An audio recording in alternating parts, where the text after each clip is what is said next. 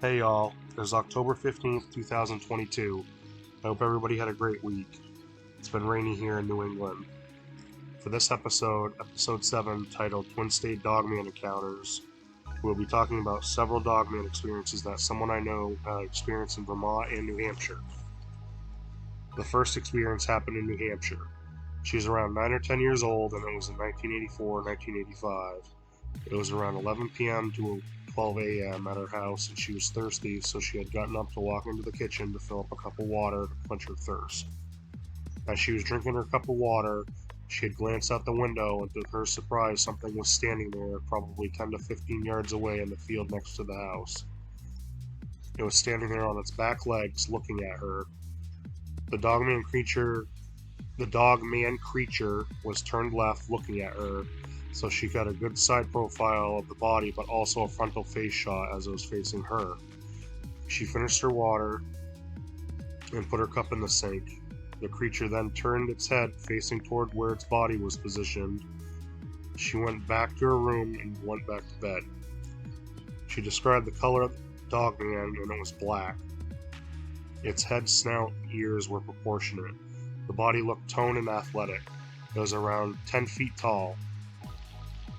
Now onto her second experience, which was in Vermont, and it happened in the summer of 2009.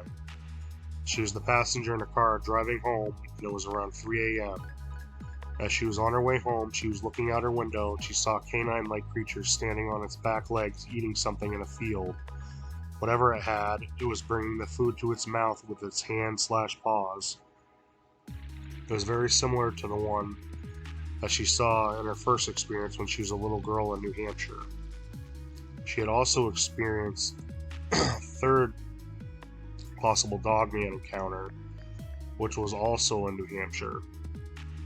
This last experience she saw, it involved a huge wolf-looking animal.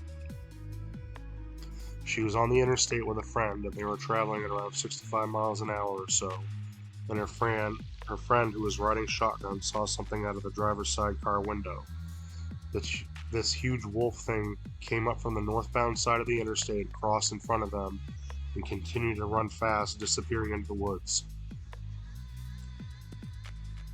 She's very familiar with different dog breeds, coyotes, and wolves when it comes to coloration, looks, and size. So when I had interviewed her, she had said it was huge. We don't have big wolves around here. Around here we have timber wolves, which is a gray wolf, and they are not as large as their northern kin.